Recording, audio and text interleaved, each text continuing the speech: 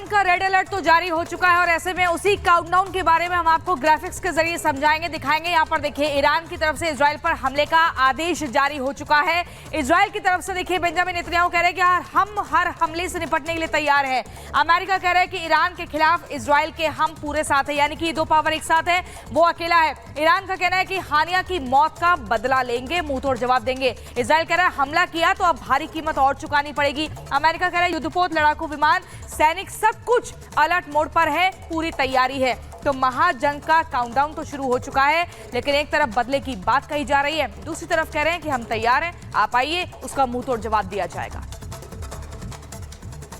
चलिए आगे बढ़ते हैं। इसी बीच आपको बता दें कि तमिलनाडु के मंत्री का विवादित बयान सामने आया है और ये मंत्री है शिवशंकर, जिन्होंने बयान दिया है, बयान राम को लेकर दिया है और ये कहा है उन्होंने कि राम के वजूद का कोई सबूत ही नहीं है। तो देखिए, बार बार राम को लेकर इंडी गठबंधन की तरफ से जो बातें कही जाती है, इससे साफ लगता है कि एक बार फिर से इंडी का हिंदू विरोधी चेहरा जो है वो उजागर हो गया है। तो देखिए, तमिलनाडु के मंत्री हैं शिवशंकर, उनका बयान सामने आया और ये कहा गया है कि राम के वजूद का सबूत नहीं है। राम अवतार होते तो जन्म ही नहीं होता, अगर जन्म हुआ है तो वो भगवान नहीं है, ये कहा गया है तमिलनाडु के मंत्री शिवशंकर की तरफ से।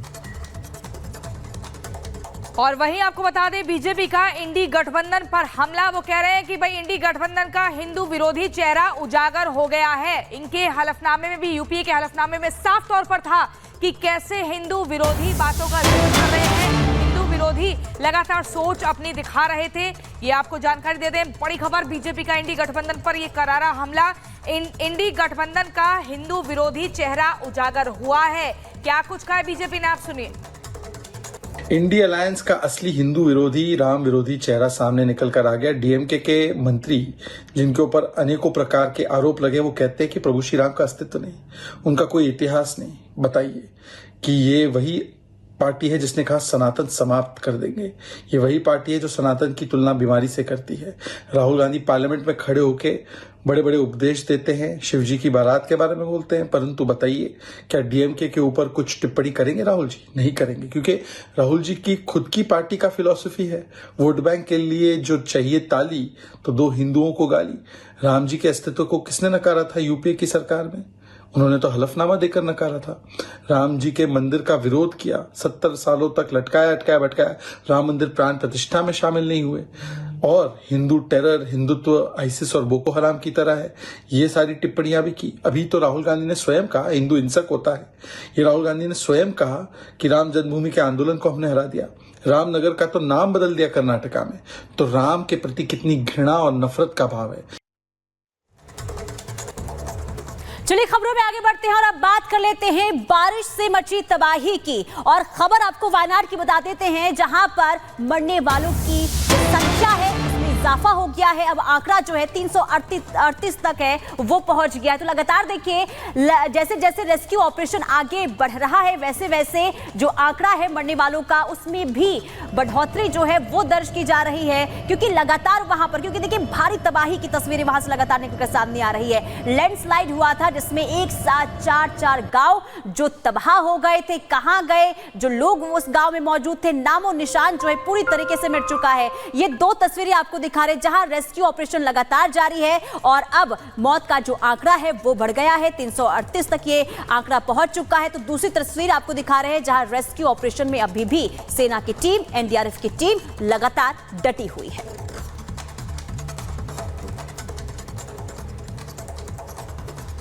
और इसी भी देखिए, सोनप्रयाग की अगर बात करें तो वहां पर रेस्क्यू का काम लगातार जारी है। 7,500 लोगों का रेस्क्यू अब तक किया गया है। एसडीआरएफ, एनडीआरएफ, सेना के जवान लगातार जुटे हुए हैं फंसे हुए लोगों को एयरलिफ्ट करने में, उनको सुरक्षित जगह पर पहुंचाने के लिए। और आपको बता दें, ये आंकड़ा 7,500 का बताया जा रहा है, बढ़ भी सकता है। लैंडस्लाइड और भारी बारिश की वजह से सड़कें तबाह हो गई थी, जिसमें कई लोग फंस गए थे। आपको ग्राउंड जीरो से तस्वीर दिखाते हैं। उत्तराखंड के मुख्यमंत्री पुष्कर सिंह धामी लगातार राज्य के गृह सचिव, पुलिस महानिदेशक और गौरव आयुक्त के साथ लगातार बैठक कर रहे हैं और दिशा निर्देश दे रहे हैं कि यात्रियों को जल्द से जल्द सुरक्षित स्थान पर पहुंचाया जाए। और ये आप तमाम तस्वीर सोनप्रयाग की देख रहे हैं। एसडीआरएफ और एनडीआरएफ लगातार उनका रेस्क्यू ऑपरेशन जारी है। अब तक की बात की जाए तो 7,220 से अधिक यात्रियों को सकुशल निकाल दिया गया है। और अब जो नदी किनारे का रास्ता था वहाँ पर पानी अधिक आने के कारण रास्ता यहाँ पर बदला गया है। फिर से यहाँ पर देखिए ये तमाम वो श्रद्धालु हैं जो भीमबली, छोटी लिंचोली, बड़ी लिंचोली के बीच से होते हुए निकल कर आ रहे हैं, गौरीकुंड से होते हुए आ रहे हैं। और ये तमाम अब इस सहारे से यहाँ पर तमाम उन श्रद्धालुओं को निकालने का काम लगातार शुरू हो गया है।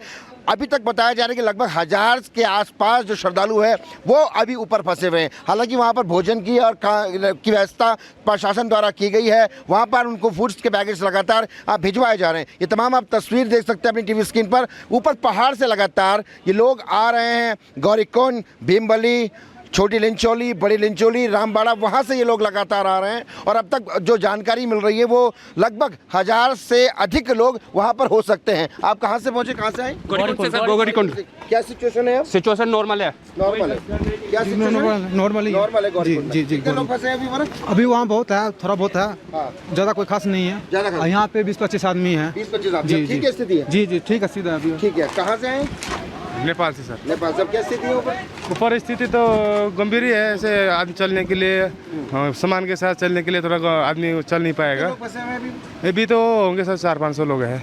लगातार रेस्क्यू एसडीआरएफ कर रहा है। लोग अपना जो श्रद्धालु लगातार वहाँ से निकल रहे हैं। और अब तक की अगर बात की जाए तो एसडीआरएफ और एनडीआरएफ का रेस्क्यू ऑपरेशन लगातार जारी है। और 7500 से अधिक श्रद्धालु अब तक की बात की जाए इतने श्रद्धालुओं को निकाला जा चुका है। इसके साथ ही 150 जो लोग हैं उन्होंने ये कहा है कि उनका अपने परिजनों से संपर्क नहीं हो पा रहा है। वहीं उत्तराखंड पुलिस प्रशासन ने कहा कि नेटवर्क कनेक्टिविटी की दिक्कत है। एक बार रेस्क्यू ऑपरेशन पूरा हो जाएगा उसके बाद लगातार आगे की कार्रवाई होती रहेगी।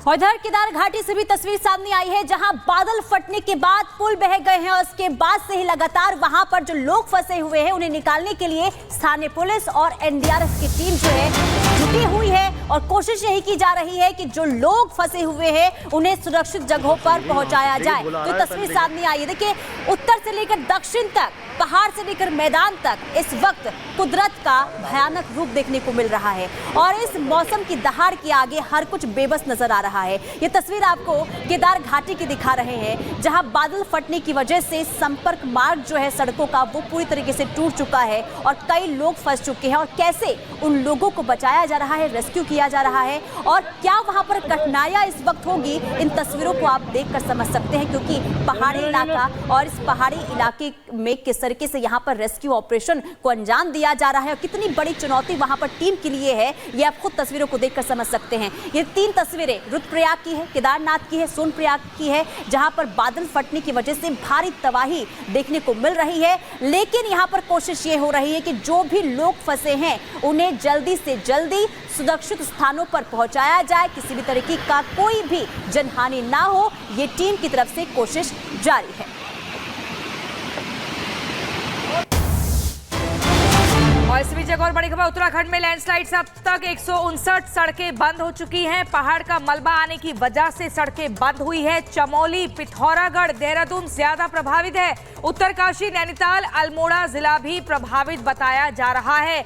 कुल मिलाकर 159 सड़कें जो उत्तराखंड में लैंडस्लाइड के बाद बंद हो चुकी हैं, काफी प्रभावित बताई जा रही हैं। कहीं पर पहाड़ का मलबा गिरा है तो कहीं पर रास्ता पूरी तरह से बंद हो चुका है। बिल्कुल, संपर्क मार्ग इस बीच एक और बड़ी खबर उत्तराखंड से सामने आ रही है जहां लैंडस्लाइड से 159 सड़कें जो है वो बंद हो चुकी है। पहाड़ का मलबा आने की वजह से सड़कें पूरी तरीके से बंद हो गई है और लोगों को भारी परेशानी हो रही है। कहां पर देखिए सड़कें टूटी है वो हम आपको बता दें। चमोली, पिथौरागढ़, देहरादून सबसे ज्यादा प्रभावित हुआ है। इसके अलावा उत्तरकाशी की बात कर ले, नैनीताल, अल्मोड़ा जिला प्रभावित हुआ है। तो तमाम ये जिले हैं जहां सबसे ज्यादा मौसम की दहाड़ का असर जो है वो इस वक्त दिखाई दे रहा है।